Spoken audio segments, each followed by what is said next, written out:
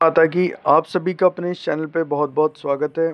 आज की इस वीडियो में मैं आप सभी को थर्ड आई एक्टिवेशन के बारे में बताऊंगा और ये भी बताऊंगा कि आप उस ऊर्जा को चैनलाइज करके किन तरीकों को अपना के उस ऊर्जा को अपने आज्ञा चक्र पे बैठा सकते हैं।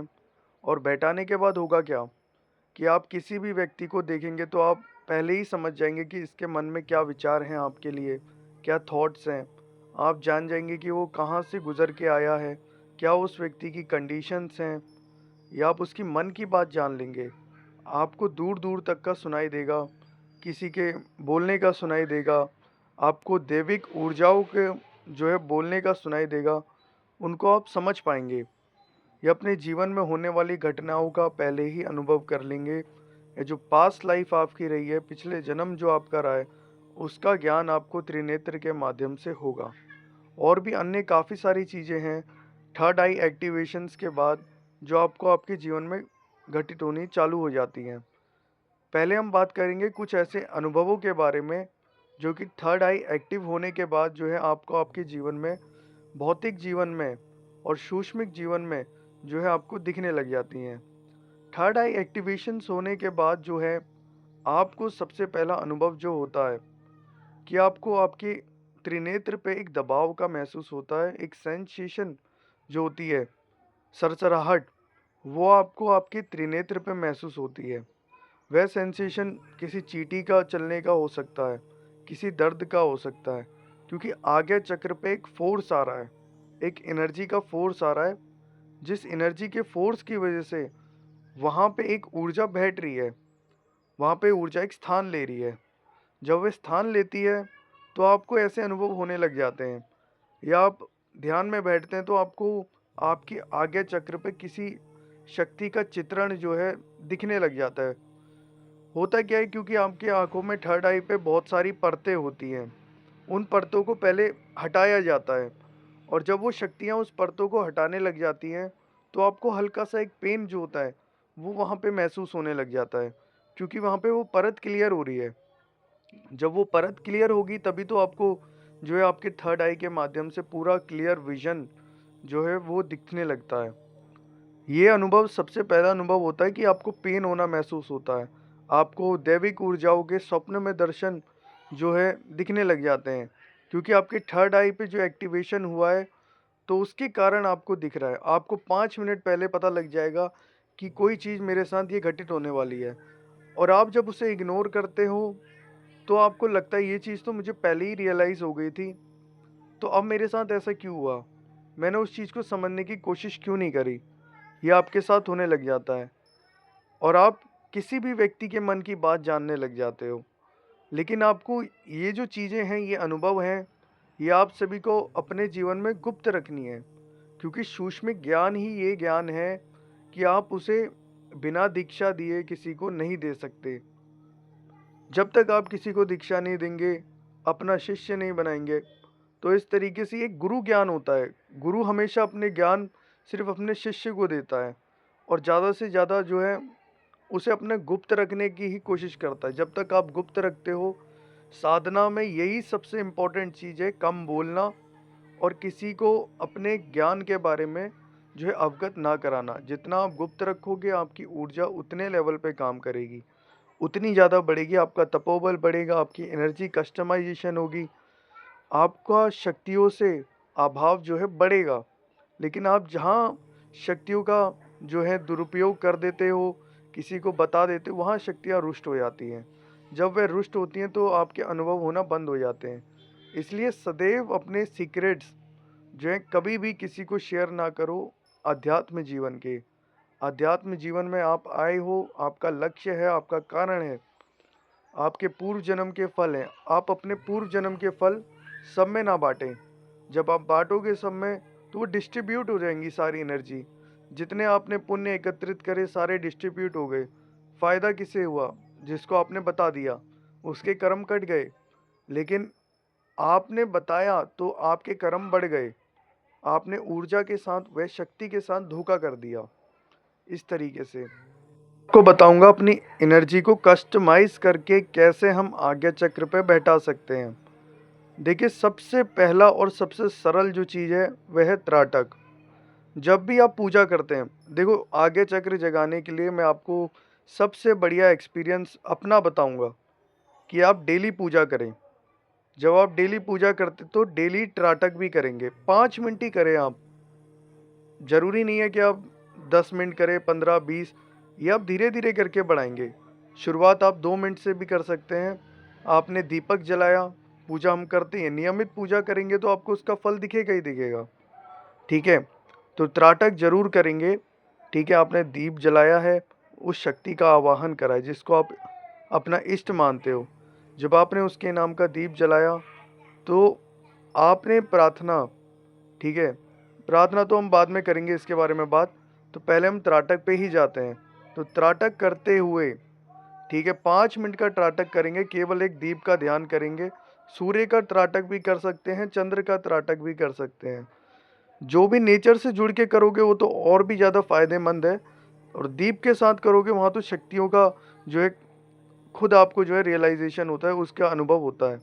तो आप दीप जलाएंगे और 5 मिनट एक जगह पे आसन लगा के सामने अपने दीपक के पूजा के स्थल के सामने जो है बैठ जाएंगे और 5 या 2 मिनट जो है केवल दीप ध्यान करेंगे, दीप को देखते रहेंगे और उस एनर्जी को अपने आगे चक्र पे फील करेंगे।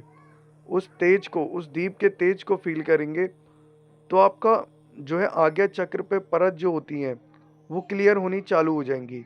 ये एक पहला तरीका है। दूसरी जो चीज़ है जिसे आप अपना के, जैसे कि मैंने इससे पहले कहा प्रार्थना के बारे में, अब हम प्रार्थना के बारे में ही बात करेंगे। ठीक है, इसके बाद हम मंत्र के बारे में बात करेंगे। लेकिन जब हम प्रार्थना के बारे में बात कर रहे हैं तो मैं प्रार्थना बताता हूँ आपको कि आप किस तरीके से प्रार्थना करेंगे। आप आपको सबसे पहले ज़रूरत है नियमित पूजा करने की, अपना एक समय बांधने की कि मैं 7 बजे जो है इस समय पे संध्या काल में या ब्रह्म मुहूर्त में जो है पूजा करूँगा। जब आप फ्री हो, ज़्यादातर तो संध्या काल में सभी लोग फ्री होते हैं और सबसे ज़्यादा आवेग जो है, ऊर्जाओं का फील होना सबसे ज़्यादा ब्रह्म मुहूर्त में और जो है संध्या काल में ही होता है। ठीक है, संध्या काल में काल रात्रि जैसी माँ देवी की पूजा करी जाती है। अन्य जैसे महाकाली, भैरव जो है तामसिक देवों की पूजा करी जाती है, तो तामसिक रूप से। तो मैं आपको संध्या काल का बता रहा हूँ। संध्या काल में एक समय मान लेना 6 से 8 बजे तक का, या 8:30 बजे तक का भी मान सकते हो। उस समय के दौरान एक समय आप नियमित रूप से बनाएंगे कि मैंने 7 बजे पूजा करनी है, डेली करनी है। और 41 या 21 दिन जो है आप रेगुलर करते रहे, इसके बाद भी कर सकते हैं आप।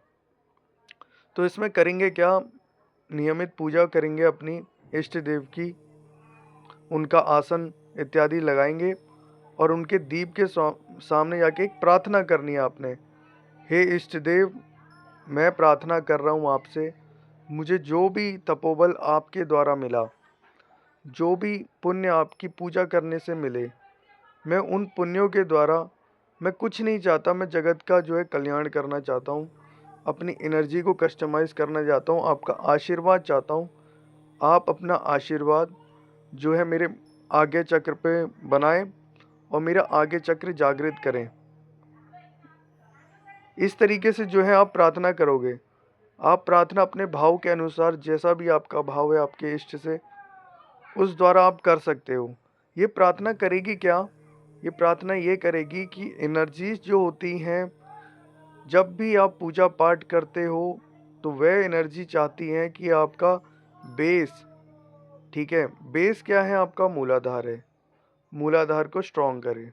तो वह एनर्जी जाके आपके डायरेक्टली स्टेबिलिटी वाली जगह बेस पे ही जाती है, मूलाधार पे, और मूलाधार से कनेक्ट होती है वो।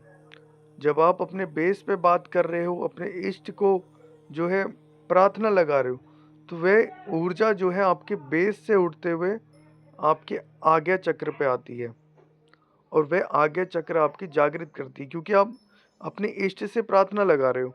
ऐसा आप 21 दिन करोगे, क्या आपको नहीं लगता कि आपको ये फल दिखेगा?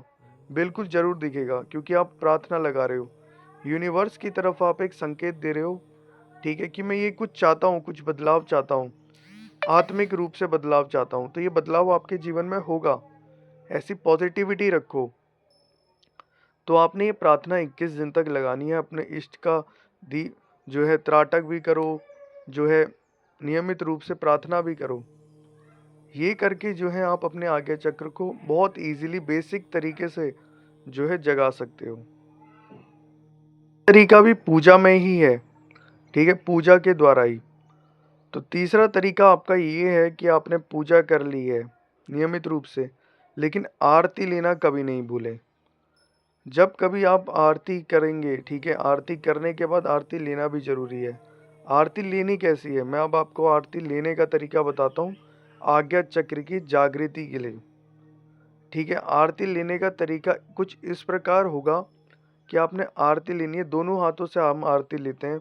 तो आरती लेते हुए उसे अपने आगे चक्र पे रखेंगे और जो है सिर से पीछे को घुमाएंगे इस तरीके से। ऐसा आपने 5 बार, 3 बार या 7 बार आप कर सकते हो।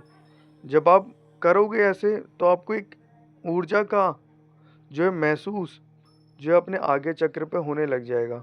लेकिन आप इसे कंटिन्यू फॉर्म में करें, कंटिन्यूसली, ठीक है।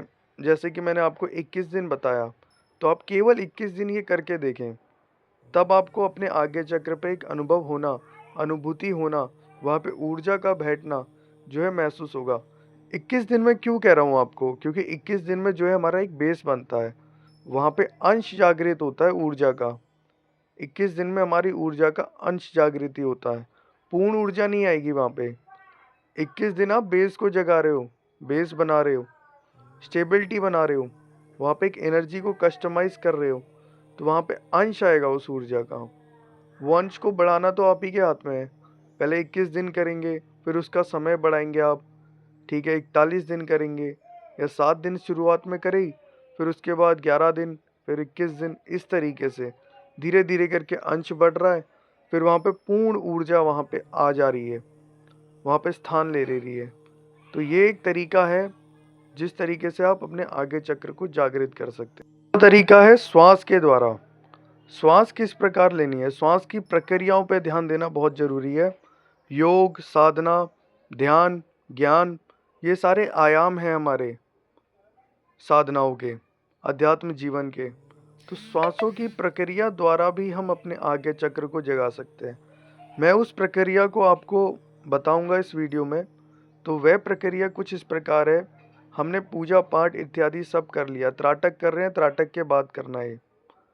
वह जो आपने आसन लगाया वहीं पे आप बैठेंगे और अपने नेत्र को बंद कर लेंगे, ठीक है। नेत्र को बंद करने के बाद मंत्र जाप आप कर सकते हैं। चलो अभी हम सांस पे ही आते हैं, इसके बाद मंत्र जाप पे ही आएंगे। तो श्वास पे क्या करना है, आपने जो है श्वास को लेना है। पहले तो धीरी गति रहेगी श्वास की, हल्के हल्के तरीके से श्वास आपके चलेंगे। थोड़ा समय होगा आपको, थोड़े समय के पश्चात आपने 2 जगह बस फील करना है अपने, क्योंकि आप जो है एक्सपेक्टेशन नहीं रख सकते साधनाओं में। एक्सपेक्टेशन रखेंगे लेकिन निष्काम कर्म होना चाहिए ज़रूरी। बिना निष्काम कर्म के कोई भी चीज़ फलीभूत नहीं होती है साधना मार्ग में। अगर फलीभूत होगी भी तो पूर्ण विश्वास के साथ होगी, कि हमें पूर्ण विश्वास है अपने इष्ट देव पे कि ये चीज़ होगी तो होगी ही। तो इस तरीके से तो आपने श्वास को ऐसे लेना है, 2 पॉइंट पे आपने बस ध्यान देना है, एक अपने मूलाधार पे और एक अपने आज्ञा पे। श्वास को अंदर लिया तो मूलाधार पे फील हो रहा है, बाहर छोड़ा जा रहा है तो आपको आगे चक्र पे फील हो रहा है। ये 2 पॉइंट्स पे आप फील करें। जब आप श्वासों को इन 2 पॉइंट्स पे फील करेंगे तो आपको एनर्जी का फ्लो जो है स्वतः ही जो है महसूस होने लग जाएगा इन 2 पॉइंट्स पे। इससे आपका बेस भी क्लियर रहेगा और कोई चेंजेस भी नहीं आएगा आपको। मतलब चेंजेस इस तरीके से अनबैलेंसिंग जो होगी ना चक्रों की, सब चक्रों की, वो भी नहीं होगी। वो एक तरीके से कस्टमाइज होते हुए काम करेगी।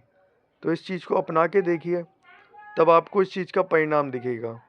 5वीं चीज़ मंत्रों पे जाएंगे कि मंत्रों के द्वारा हम अपने आज्ञा चक्र को कैसे जगाएं। ठीक है, मंत्रों के द्वारा भी जगाया जा सकता है अपने आज्ञा चक्र को।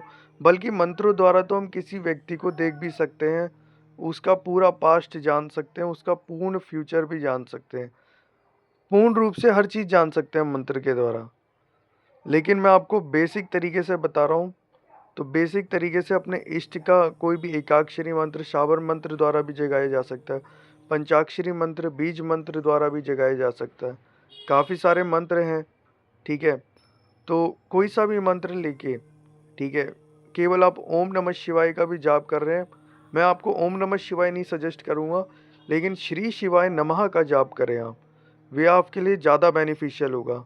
ओम नमः शिवाय को मंत्र को जो है दीक्षा लेके ही जाप करा जा सकता है, या उसमें से ओम हटा के। तो मैं आपको इन चीज़ों के बारे में अलग हटते हुए, लेकिन मैं आपको श्री शिवाय मंत्र जो है, श्री शिवाय नमो नमः, इस तरीके से जो है सजेस्ट कर रहा हूँ। इसका जाप करते हुए एक माला जाप करें, प्रतिदिन एक माला ही जाप करें। और एक माला जाप करने के बाद एक भगवान शिव की आगे मूर्ति रखेंगे, जिसमें शिव परिवार मूर्ति हो या फ्रेम हो। तो इस तरीके के फ्रेम के सामने आप एक माला ही प्रतिदिन संध्या काल में जाप करेंगे। ये शिवलिंग के पास भी जाप कर सकते हो। तो एक माला, और रुद्राक्ष की माला होगी इसमें जाप करने के लिए। तो एक माला जाप करने के बाद, आसन लगाने के बाद जो है, आप जो है ध्यान करेंगे, शिव का ध्यान करेंगे थर्ड आई पे। धीरे धीरे करके आपको जो है एक अनुभव में मैं बता दूं, तो क्रीम ब्लू और वाइट कलर का जो है कॉम्बिनेशन में आपको जो है एक एनर्जी का ध्यान करते हुए, मंत्र जाप के बाद ध्यान करना है। तो ध्यान करते हुए आपको ये एक अनुभव होगा कि आपको ऐसे रंग का एक गोल आकार जो है अपने आज्ञा चक्र पे दिख रहा है। जब ये आपको दिखने लग जाए तो आप समझ जाएं कि आपको जो है शिव तत्व की जो ऊर्जा है उसकी अनुभूति हो रही है। शिव तत्व की ऊर्जा की अनुभूति आपको जो है अपने आज्ञा चक्र पे हो रही है। वो अंश का निर्माण जो है आपके आज्ञा चक्र पे हो गया इस तरीके से। तो आज की इस वीडियो में मैंने आपको कुछ ऐसे 5 तरीके बताए, अनुभव बताए थर्ड आई एक्टिवेशंस के, और कैसे करें, ये चीज़ें बताई हैं। धन्यवाद मेरी इस वीडियो से जुड़े रहने के लिए। कृपया मेरे इस चैनल को लाइक शेयर सब्सक्राइब जरूर करें। जय माँ काली का, जय बाबा भैरवनाथ की।